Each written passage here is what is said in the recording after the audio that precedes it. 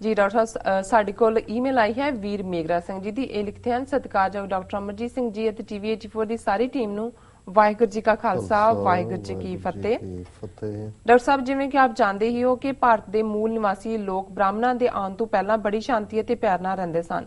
Doctor ਸਾਹਿਬ ਉਸ ਵੇਲੇ ਬ੍ਰਾਹਮਣ ਭਾਰਤ ਵਿੱਚ ਭੀਖ ਮੰਗਣ ਆਏ ਸਨ ਤੇ ਭਾਰਤ ਦੇ ਲੋਕਾਂ ਨੇ ਇਹਨਾਂ ਬ੍ਰਾਹਮਣਾਂ ਨੂੰ ਭੀਖ ਦੇ ਦਿੱਤੀ ਤੇ ਭਾਰਤ ਦੇ ਲੋਕਾਂ ਨੇ ਇਹਨਾਂ ਬ੍ਰਾਹਮਣਾਂ ਦੀ ਬੜੀ ਸੇਵਾ ਕੀਤੀ ਤੇ ਇਹਨਾਂ ਨੂੰ ਰਹਿਣ ਲਈ ਘਰ ਵੀ ਦਿੱਤੇ। ਉਸ ਤੋਂ ਬਾਅਦ ਇਹਨਾਂ ਬ੍ਰਾਹਮਣਾਂ ਨੇ ਸੋਚਿਆ ਕਿ ਇਹ ਲੋਕ ਤਾਂ ਬੜੇ ਭੋਲੇ ਅਤੇ ਇਮਾਨਦਾਰ ਹਨ, ਇਹਨਾਂ ਨੂੰ ਬੇਵਕੂਫ ਬਣਾ ਕੇ ਇਹਨਾਂ ਤੇ ਰਾਜ ਕੀਤਾ ਜਾਵੇ। ਕਿਸੇ ਬ੍ਰਾਹਮਣ ਨੇ ਕਹਿ ਦਿੱਤਾ ਹੋਵੇਗਾ ਕਿ ਇਹਨਾਂ ਲੋਕਾਂ ਨੂੰ ਜਾਤ-ਪਾਤ ਵਿੱਚ ਫਸਾ ਕੇ ਇਹਨਾਂ ਤੇ ਰਾਜ ਕੀਤਾ ਜਾ ਸਕਦਾ ਹੈ। ਉਸ ਤੋਂ ਬਾਅਦ ਇਹਨਾਂ ਬ੍ਰਾਹਮਣਾਂ ਨੇ ਆਪਣੇ ਕਪਟ ਰਾਹੀਂ ਭਾਰਤ ਦੇ ਮੂਲ ਨਿਵਾਸੀਆਂ ਨੂੰ 6643 ਜਾਤਾਂ ਵਿੱਚ ਵੰਡ ਦਿੱਤਾ। ਫਿਰ ਭਾਰਤਵਾਸੀ ਜਾਤੀ ਪ੍ਰਥਾ ਵਿੱਚ ਫਸ ਗਏ ਤੇ ਭਿਖਾਰੀ ਬਣ ਗਏ। ਜਿਹੜੇ ਬ੍ਰਾਹਮਣ ਭੀਖ ਮੰਗਣ ਆਏ ਸਨ ਉਹ ਰਾਜੇ ਬਣ ਗਏ ਤੇ ਫਿਰ ਬ੍ਰਾਹਮਣਾਂ ਨੇ ਭਾਰਤ ਦੇ ਲੋਕਾਂ ਤੇ ਆਪ ਵੀ ਬਹੁਤ ਕਹਿਰ ਢਾਇਆ ਤੇ ਹੋਰਾਂ ਨਾਲ ਮਿਲ ਕੇ ਜਿਵੇਂ ਮੁਗਲ ਅਤੇ ਅੰਗਰੇਜ਼ ਆਮ ਭਾਰਤੀਆਂ ਤੇ ਕਹਿਰ ਢਾਇਆ ਤੇ ਅੱਜ ਵੀ ਇਹਨਾਂ ਦਾ ਕਹਿਰ ਜਾਰੀ ਹੈ, ਭਾਵੇਂ ਉਹ ਕਿਸੇ ਵੀ ਰੂਪ ਵਿੱਚ ਹੋਵੇ, ਜਿਵੇਂ ਕਿ ਪਹਿਲਾ ਕਿਸੇ ਨਾਲ ਧੋਖਾ ਕਰਨਾ, ਦੂਸਰਾ ਵਿਦਿਆਰਥੀਆਂ ਨਾਲ ਧੋਖਾ ਕਰਨਾ। ਡਾਕਟਰ ਸਾਹਿਬ ਆਪ ਸਭ ਜਾਣਦੇ ਹੀ ਹੋ ਕਿ ਕੁਝ ਦਿਨ ਪਹਿਲਾਂ ਹੈਦਰਾਬਾਦ ਯੂਨੀਵਰਸਿਟੀ ਦੇ ਵਿਦਿਆਰਥੀ ਰੋਹਿਤ ਦੀ ਆਤਮ ਹੱਤਿਆ ਦਾ ਕੇਸ ਸਾਹਮਣੇ ਆਇਆ ਸੀ ਅਤੇ ਉਸ ਤੋਂ ਬਾਅਦ ਵਿਦਿਆਰਥੀਆਂ ਵੱਲੋਂ ਕਈ ਧਰਨੇ ਵੀ ਲਗਾਏ ਗਏ ਤੇ ਇਹਨਾਂ ਧਰਨਿਆਂ ਦੀ ਸ਼ਕਤੀ ਖਤਮ ਕਰਨ ਲਈ ਇਹਨਾਂ ਨੇ JNU ਵਿੱਚ ਹੰਗਾਮਾ ਕਰਾ ਦਿੱਤਾ। ਇਸ ਮਾਮਲੇ ਨੂੰ ਠੰਡਾ ਕਰਨ ਲਈ RSS ਨੇ ਹਰਿਆਣਾ ਦੇ ਜਾਟਾਂ ਦਾ ਵਿਵਾਦ ਖੜਾ ਕਰਵਾ ਦਿੱਤਾ। ਭਾਰਤ ਵਿੱਚ ਸਰਕਾਰ ਨੇ ਇੰਨਾ ਭੰਬਲ ਭੁੱਸਾ ਖੜਾ ਕਰਵਾ ਦਿੱਤਾ ਕਿ ਲੋਕਾਂ ਨੂੰ ਸਮਝ ਨਹੀਂ ਆਉਂਦਾ ਕਿ ਸਹੀ ਕੀ ਹੈ ਤੇ ਗਲਤ ਕੀ ਹੈ। ਜਿਹੜਾ ਨੁਕਸਾਨ ਹੋਇਆ ਉਹ ਭਾਰਤ ਦੇ ਮੂਲ ਨਿਵਾਸੀਆਂ ਦਾ, ਆਮ ਲੋਕਾਂ ਦਾ ਹੋਇਆ। ਕਿਸੇ ਬ੍ਰਾਹਮਣ ਦਾ ਕੋਈ ਨੁਕਸਾਨ ਨਹੀਂ ਹੋਇਆ। ਡਾਕਟਰ ਸਾਹਿਬ ਸਾਨੂੰ ਇਹ ਸਮਝ ਆਉਂਦਾ ਹੈ ਕਿ ਰੋਹਿਤ ਨੇ ਆਤਮ ਹੱਤਿਆ ਨਹੀਂ ਕੀਤੀ, ਉਸ ਦੀ ਹੱਤਿਆ ਹੋਈ ਹੈ ਕਿਉਂਕਿ ਰੋਹਿਤ ਇੱਕ ਬਹਾਦਰ ਵਿਦਿਆਰਥੀ ਸੀ ਤੇ ਬਹਾਦਰ ਇਨਸਾਨ ਕਦੇ ਆਤਮ ਹੱਤਿਆ ਨਹੀਂ ਕਰਦੇ। ਜੋ ਰੋਹਿਤ ਦੀਆਂ ਚਿੱਠੀਆਂ ਸਾਹਮਣੇ ਆਈਆਂ ਹਨ ਉਹ ਗਲਤ ਵੀ ਹੋ ਸਕਦੀਆਂ ਹਨ ਕਿਉਂਕਿ ਭਾਰਤ ਦਾ ਮੀਡੀਆ ਬ੍ਰਾਹਮਣਵਾਦ ਦੇ ਝੂਠ ਉੱਤੇ ਟਿਕਿਆ ਹੋਇਆ ਹੈ।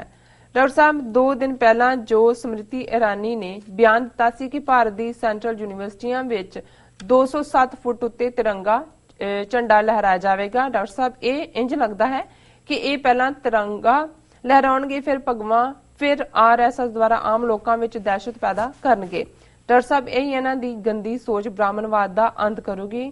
ਡਾਕਟਰ ਸਾਹਿਬ ਜੀ ਅਸੀਂ ਪੂਰੇ ਭਾਰਤ ਦੇ ਮੂਲ ਨਿਵਾਸੀਆਂ ਨੂੰ ਬੇਨਤੀ ਕਰਾਂਗੇ ਕਿ ਸਾਰੇ ਵੀਰ ਭੈਣ ਮਿਲ ਕੇ ਇਸ ਸਮ੍ਰਿਤੀਵਾਦੀ ਅਤੇ ਸਿਮਰਤ ਇਰਾਨੀਵਾਦੀ ਸੋਚ ਨੂੰ ਨੱਥ ਪਾਓ, ਨਹੀਂ ਤਾਂ ਇਹਨਾਂ ਦੀ ਸੋਚ ਨੇ ਭਾਰਤ ਦੇ ਮੂਲ ਨਿਵਾਸੀਆਂ ਨੂੰ ਕਦੇ ਸੁੱਖ ਦਾ ਸਾਹ ਨਹੀਂ ਲੈਣ ਦੇਣਾ। ਖਾਲਿਸਤਾਨ ਜ਼ਿੰਦਾਬਾਦ। ਜੀ ਡਾਕਟਰ ਸਾਹਿਬ ਜ਼ਿੰਦਾਬਾਦ ਜ਼ਿੰਦਾਬਾਦ। ਵੀਰ ਮੇਘਰਾਜ ਸਿੰਘ ਜੀ ਦਾ ਬਹੁਤ ਬਹੁਤ ਸ਼ੁਕਰੀਆ। ਬੇਸ਼ੱਕ ਅਸੀਂ ਰੈਂਡਮਲੀ ਪਿਕ ਕੀਤੀ ਸੀ ਉਹਨਾਂ ਦੀ ਇਹ ਲਿਖਤ, ਪਰ ਕਿਉਂਕਿ ਜਿਹੜਾ ਟੌਪਿਕ ਵੀਰ ਨਵਰੂਪ ਸਿੰਘ ਉਹਨਾਂ ਦੀ ਲਿਖਤ ਰਾਹੀਂ ਵੀ ਸਾਹਮਣੇ ਆਇਆ ਇਹਦੀ ਕੰਟੀਨਿਊਟੀ ਹੈ। ਔਰ ਕਈ ਵਾਰੀ ਚੰਗਾ ਹੁੰਦਾ ਹੈ ਜਦੋਂ ਕਿ ਕੋਈ ਵਿਚਾਰ ਚੱਲ ਰਹੇ ਹੋਣ ਤੇ ਉਸ ਦੇ ਵਿੱਚ ਹੀ ਅਗਲਾ ਵਿਚਾਰ ਵੀ ਉਹਦੇ ਨਾਲ ਲਿੰਕ ਹੁੰਦਾ ਹੈ। ਸੋ ਮੇਘਰਾਜ ਸਿੰਘ ਜੀ ਨੇ ਆਪਣੀ ਲਿਖਤ 'ਚ ਬ੍ਰਾਹਮਣਾਂ ਦਾ ਭਾਰਤ ਦੇ ਵਿੱਚ ਆਉਣਾ ਭਿੱਖ ਮੰਗਣ ਦੇ ਲਈ ਸ਼ਾਇਦ ਇਹ ਗੱਲ ਠੀਕ ਨਾ ਹੋਏ ਕਿਉਂਕਿ ਜਿੰਨੇ ਕਿ ਅਕਾਊਂਟ ਸਾਹਮਣੇ ਆਏ ਨੇ ਔਰ ਬੇਸ਼ੱਕ ਭਾਰਤ ਦੇ ਵਿੱਚ ਇੱਕ ਸਿਰੇ ਤੋਂ ਦੂਸਰੇ ਸਿਰੇ ਤੱਕ ਇਸ ਵੇਲੇ 1 ਬਿਲੀਅਨ 300 ਮਿਲੀਅਨ ਲੋਕ ਰਹਿੰਦੇ ਨੇ, ਪਰ ਜਿਹੜੀ ਕਾਫੀ ਕੰਸੈਂਸਸ ਹੈ ਬਹੁਤ ਸਾਰੇ ਇਤਿਹਾਸਕਾਰਾਂ 'ਚ, ਕਿਉਂਕਿ ਇਤਿਹਾਸ ਵੀ ਬੀਤੇ ਦੀ ਗੱਲ ਹੁੰਦੀ ਹੈ ਤੇ ਜਦੋਂ ਕੋਈ ਨਵੀਂ ਐਵੀਡੈਂਸ ਜਾਂ ਨਵਾਂ ਸਬੂਤ ਸਾਹਮਣੇ ਆਉਂਦਾ ਹੈ ਪਿਛਲੇ ਨਕਾਰੇ ਜਾਂਦੇ ਨੇ।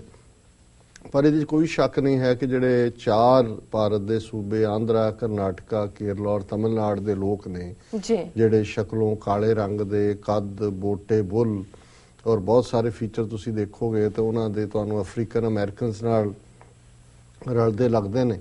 ਇਹਨਾਂ ਬਾਰੇ ਇਹ ਥਿਊਰੀ ਹੈ ਕਿ ਇਹ ਜਿਹੜੇ ਚਾਰੋਂ ਸੂਬਿਆਂ ਦੇ ਲੋਕ ਨੇ ਕਿਸੇ ਵੇਲੇ ਭਾਰਤ ਦੇ ਉੱਤਰ ਦੇ ਵਿੱਚ ਜਿਹਦੇ 'ਚ ਪੰਜਾਬ ਔਰ ਯੂਪੀ, ਬਿਹਾਰ, ਗੰਗਾ, ਜਮਨਾ ਇਹ ਸਾਰਾ ਹੀ ਕਲਚਰ ਹੈ, ਇਸ ਦੇ ਮੂਲ ਨਿਵਾਸੀ ਸਨ। ਔਰ ਜਿਹੜੇ ਸਬੂਤ ਤਕਸ਼ਲਾ ਜਿਹੜਾ ਰਾਵਲਪਿੰਡੀ ਦੇ ਨੇੜੇ ਹੈ ਜਾਂ ਨਾਲੰਦਾ ਬਿਹਾਰ ਦੇ ਵਿੱਚ ਬੁੱਧ ਧਰਮ ਦੇ ਨਾਲ, ਤੇ ਬੁੱਧ ਧਰਮ ਵੀ 2500 ਸਾਲ ਪੁਰਾਣਾ। ਸੋ ਜਦੋਂ ਅਸੀਂ ਮੂਲ ਨਿਵਾਸੀਆਂ ਦੀ ਗੱਲ ਕਰਦੇ ਹਾਂ ਇਹ ਲਗਭਗ 6-7 ਹਜ਼ਾਰ ਸਾਲ ਪਹਿਲਾਂ ਤੇ ਗੱਲ ਚਲੀ ਜਾਂਦੀ ਜਾਂ 5000 ਸਾਲ ਪਹਿਲਾਂ ਤੇ।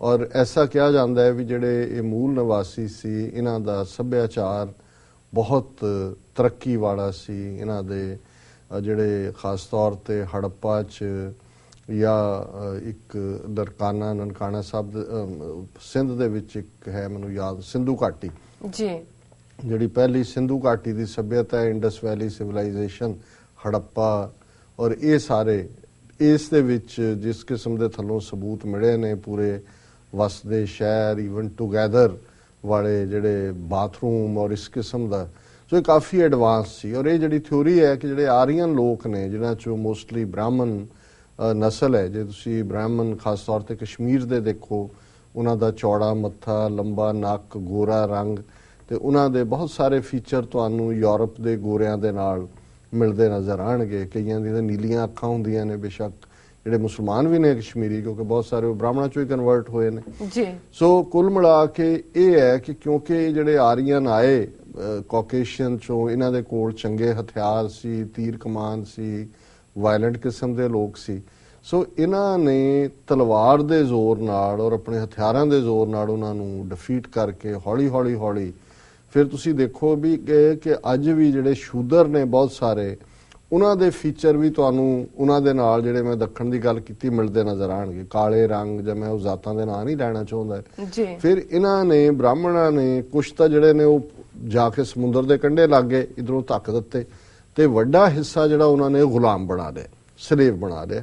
ਔਰ ਇੱਥੇ ਵੀ ਸਲੇਵਰੀ ਸੀ, ਹੋਰ ਕਿਸਮ ਦੀ ਸੀ। ਬਾਅਦ ਦੇ ਵਿੱਚ ਈਵਨ ਰਿਗਵੇਦ ਜਿਹੜਾ 4500 ਸਾਲ ਪੁਰਾਣਾ ਹੈ, ਉਹਦੇ ਚ ਵੀ ਜ਼ਾਤ ਪਾਤ ਦਾ ਜ਼ਿਕਰ ਹੈ। ਮਨੂ ਸਮ੍ਰਿਤੀ ਦੇ ਨਾਲ ਤਾਂ ਫਿਰ ਉਹਨਾਂ ਦੇ ਬਿਲਕੁਲ ਲਾਅ ਬਣ ਗਿਆ ਹਿੰਦੂਆਂ ਦਾ। ਸੋ ਕੁੱਲ ਮਿਲਾ ਕੇ ਬ੍ਰਾਹਮਣ ਜਿਹੜੇ ਸੀ, ਉਹ ਆਰੀਅਨ ਜਿਹੜੇ ਹਮਲਾਵਰ ਸੀ, ਉਹ ਉੱਤਰੀ ਪੌੜੀ ਤੇ ਚੜ ਗਏ, ਲੈਡਰ ਤੇ ਆ ਗਏ ਜੀ। ਔਰ ਜਿਨ੍ਹਾਂ ਨੂੰ ਉਹਨਾਂ ਨੇ ਜਿੱਤਿਆ ਉਹਨਾਂ ਨੇ ਸ਼ੂਦਰ ਬਣਾ ਕੇ ਗੁਲਾਮ ਬਣਾ ਲਏ। ਔਰ ਫਿਰ ਸ਼ੂਦਰਾਂ ਦੇ ਉੱਤੇ ਐਜੂਕੇਸ਼ਨ ਦਾ ਹੱਕ ਨਹੀਂ, ਦੂਜੇ ਹੱਕ ਨਹੀਂ, ਜਿਹੜਾ ਅਸੀਂ ਜ਼ਿਕਰ ਕਰਕੇ ਹਟੇ। ਔਰ ਜਿਵੇਂ ਇਹਨਾਂ ਨੇ ਕਿਹਾ ਵੀ 6643 ਜ਼ਾਤਾਂ ਅੱਡ, ਫਿਰ ਜਿਹਨੂੰ ਗੋਤ ਕਹਿੰਦੇ ਨੇ, ਉਹ ਅੱਗੇ ਉਹ ਵੀ 4 ਵਰਗ ਤਾਂ ਬ੍ਰਾਹਮਣ ਕਸ਼ਤਰੀਆ ਵੈਸ਼ੂਦ ਬਣਾਏ, ਪਰ ਦੂਜਿਆਂ ਨੂੰ ਵੀ ਇਕੱਠੇ ਨਹੀਂ ਹੋਣ ਦਿੱਤਾ। ਜੇ ਬ੍ਰਾਹਮਣਾਂ 'ਚ ਵੀ ਹੋਏਗਾ, ਖੱਤਰੀਆਂ 'ਚ ਵੀ, ਕਿ ਜੀ ਉੱਚੀ ਜ਼ਾਤ ਦੇ ਮਲਹੋਤਰੇ, ਸੇਠੀ, ਇਹ ਫਲਾਣੇ, ਉਹ ਦੂਜਿਆਂ ਨਾਲ ਨਹੀਂ ਕਰਦੇ ਕਿ ਜੀ ਖੰਨੇ, ਔਰ ਇਹ ਜਿਹੜੇ ਨੇ ਆਪਣੇ ਆਪ ਨੂੰ ਹਾਇਰ ਪਤਾ ਨਹੀਂ ਕਿਹੜੇ ਟੌਪ 18 ਕਿ ਟੌਪ 12 ਚ ਆ ਜਾਂਦੇ ਨੇ। ਸੋ ਇਸੇ ਤਰ੍ਹਾਂ ਹਰ ਵਰਗ, ਸ਼ੂਦਰਾਂ 'ਚ ਵੀ ਤੁਸੀਂ ਸ਼ੂਦਰਾਂ ਦੇ ਵੀ ਅੱਡ ਵਰਗ ਨੇ। ਇੱਕ ਕਿੱਤਾ ਕਰਨ ਵਾਲਾ ਦੂਜੇ ਵਾਲੇ ਨਾਲ ਵਿਆਹ ਨਹੀਂ ਕਰਦਾ, ਉਹਨਾਂ 'ਚ ਵੀ ਊਚ ਨੀਚ ਕਰ ਦਿੱਤਾ ਹੈ ਤਾਂ ਕਿ ਕਿਤੇ ਇਕੱਠੇ ਹੋ ਕੇ ਕਦੇ ਚੈਲੰਜ ਨਾ ਕਰਨ। ਪਰ ਫਿਰ ਉਹਨਾਂ ਨੇ ਠੀਕ ਕਿਹਾ ਕਿ ਭਾਈ ਜੋ ਕੁਝ ਹੈਦਰਾਬਾਦ 'ਚ ਹੋਇਆ ਉਹ ਵੀ ਦਲਿਤ ਵਿਦਿਆਰਥੀ ਰੋਹਿਤ ਦੇ ਨਾਲ, ਔਰ ਇਹ ਕੁਆਇਟ ਸੰਭਵ ਹੈ। ਇਹ ਕਿਸੇ ਨੇ ਅੱਗੇ ਨਹੀਂ ਕਿਹਾ ਕਿ ਆਤਮ ਹੱਤਿਆ ਜਿਹੜਾ ਬਣਾਇਆ, ਹੱਤਿਆ ਵੀ ਹੋ ਸਕਦੀ। ਕੋਈ ਜਿਸ ਕਿਸਮ ਦਾ ਬ੍ਰਿਲੀਅੰਟ ਉਹ PhD ਦਾ ਸਟੂਡੈਂਟ ਸੀ, ਔਰ ਜਿਵੇਂ ਉਹ ਮਨੂ ਸਮ੍ਰਿਤੀ ਔਰ ਹਿੰਦੂ ਤਵੀਆਂ ਨੂੰ ਚੈਲੰਜ ਕਰਦਾ ਸੀ, ਔਰ ਜੋ ਕੁਝ ਦਿੱਲੀ 'ਚ ਹੋਇਆ, ਕਨਈਆ ਕੁਮਾਰ ਉਹਦੀ ਜਿਹੜੀ ਸਪੀਚ ਹੈ 2-2.5 ਮਿੰਟ ਦੀ, ਉਹਦੇ 'ਚ ਵੀ ਕਹਿੰਦਾ ਵੀ ਅਸੀਂ ਸੰਵਿਧਾਨ ਨੂੰ ਮੰਨਦੇ ਹਾਂ, ਮਨੂ ਸਮ੍ਰਿਤੀ ਨੂੰ ਨਹੀਂ ਮੰਨਦੇ। ਹੁਣ ਜ਼ਾਹਰ ਹੈ ਵੀ ਇਹ ਸਾਰਾ ਸਡਨਲੀ ਹਰਿਆਣੇ ਦੀ ਜਾਟ ਰਿਜ਼ਰਵੇਸ਼ਨ ਦਾ ਮੁੱਦਾ ਸਾਹਮਣੇ ਆ ਗਿਆ, ਔਰ ਸਮ੍ਰਿਤੀ ਇਰਾਨੀ ਦਾ ਤਿਰੰਗਾ ਲਹਿਰਾਉਣ ਦੀ ਲਾਈਨ, ਔਰ ਭਗਵਾ ਦਹਿਸ਼ਤ ਕਰਨ, ਔਰ ਕਨਕਲੂਜਨ ਇਹਨਾਂ ਦਾ ਬਿਲਕੁਲ ਠੀਕ ਹੈ, ਜਿਹੜਾ ਅਸੀਂ ਪਹਿਲੀ ਈਮੇਲ ਦੇ ਹਵਾਲੇ ਨਾਲ ਵੀ ਗੱਲ ਕੀਤੀ ਹੈ ਕਿ ਜੇ ਅਸੀਂ ਇਕੱਠੇ ਨਹੀਂ, ਔਰ ਇਹ ਸਿੱਖਾਂ ਦੇ ਜ਼ਿੰਮੇ ਹੈ, ਸਿੱਖਾਂ ਦੇ ਕੋਲ ਸਕ੍ਰਿਪਚਰ ਹੈ, ਗੁਰੂ ਗ੍ਰੰਥ ਸਾਹਿਬ ਨੇ, ਸਾਡਾ ਡਾਇਸਪੋਰ ਹੈ, ਨੰਬਰ ਦਲਿਤਾਂ ਦੇ ਕੋਲ ਹੈ, BC ਕੋਲ ਹੈ, ਅਦਰ ਬੈਕਵਰਡ ਕਲਾਸਿਸ ਕੋਲ ਹੈ, ਕਿ ਜੇ ਸਿੱਖ ਲੀਡਰਸ਼ਿਪ ਪ੍ਰੋਵਾਈਡ ਕਰਨ ਤੇ ਫਿਰ ਇਹੀ ਇੱਕ ਮਨੂ ਸਮ੍ਰਿਤੀ ਦੀ ਵੀ ਹਿੱਕ ਨੂੰ ਚੀਰਦਾ ਹੈ।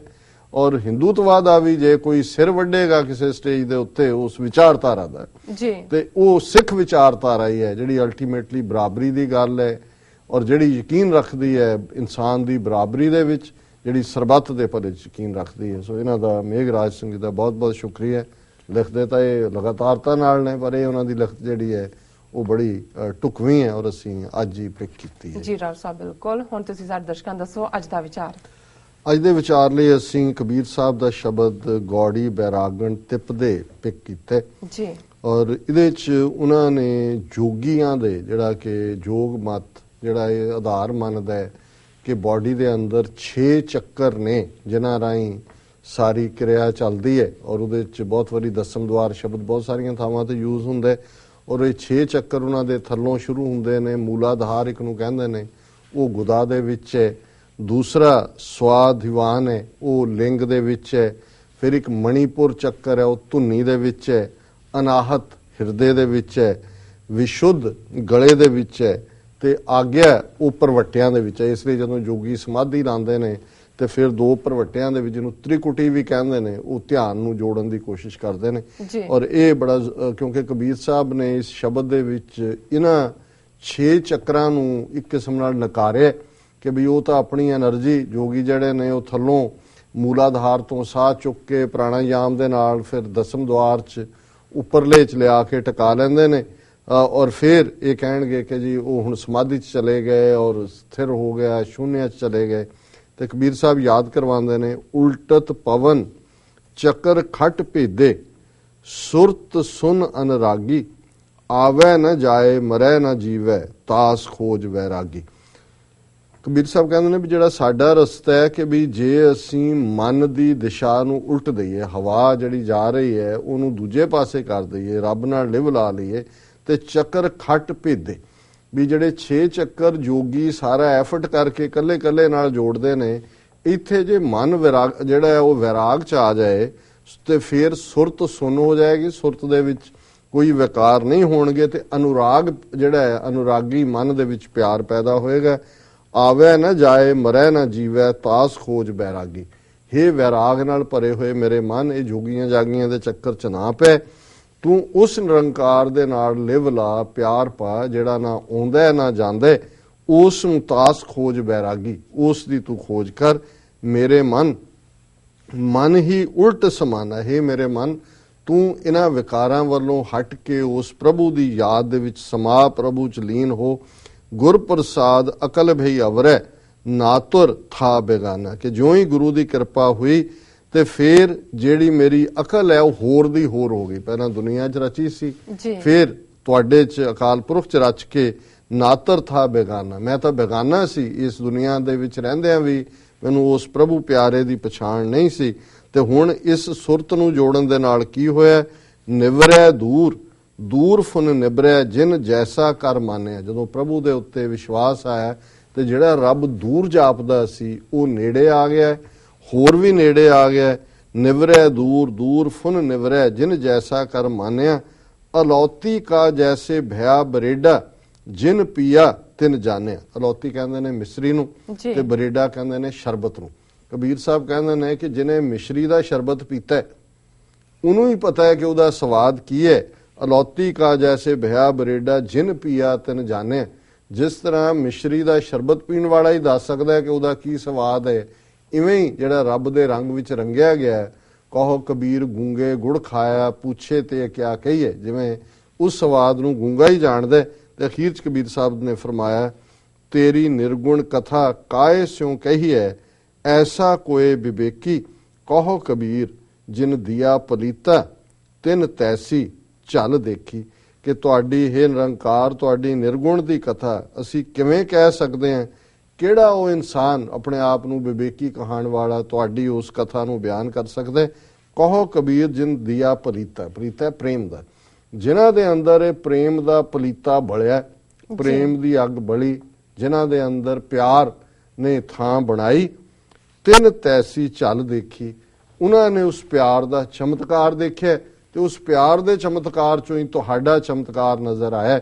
ਇਹੀ ਕਹੋ ਕਬੀਰ ਜਿਨ ਦਿਆ ਪਲੀਤਾ ਤਿੰਨ ਤੈਸੀ ਝਲ ਦੇਖੀ, ਕਿ ਜਿਹਨੇ ਜਿੰਨਾ ਪਲੀਤਾ ਦੇਖਿਆ, ਜਿਹਦੇ ਅੰਦਰ ਜਿੰਨਾ ਪਿਆਰ ਆਇਆ, ਉਹਨੇ ਉਨਾ ਹੀ ਜਲਵਾ ਦੇਖਿਆ। ਸੋ ਇਹ ਅੱਜ ਦਾ ਵਿਚਾਰ ਜੀ। ਡਾਕਟਰ ਸਾਹਿਬ ਤੁਹਾਡਾ ਬਹੁਤ ਬਹੁਤ ਸ਼ੁਕਰੀਆ, ਤੁਸੀਂ ਅੱਜ ਦਾ ਵਿਚਾਰ ਸਾਡੇ ਦਰਸ਼ਕਾਂ ਨਾਲ ਸਾਂਝਾ ਕੀਤਾ। ਇਸ ਨਾਲ ਆਪਣੇ ਵਿਊਅਰਸ ਕੋਲ ਲੈਣੇ ਇਜਾਜ਼ਤ।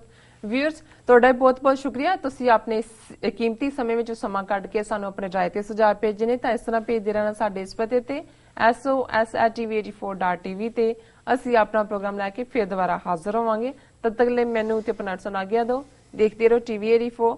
ਬੁਲਾ ਦਿਓ ਫਤਿਹ। ਵਾਹਿਗੁਰੂ ਜੀ ਕਾ ਖਾਲਸਾ, ਵਾਹਿਗੁਰੂ ਜੀ ਕੀ ਫਤਿਹ।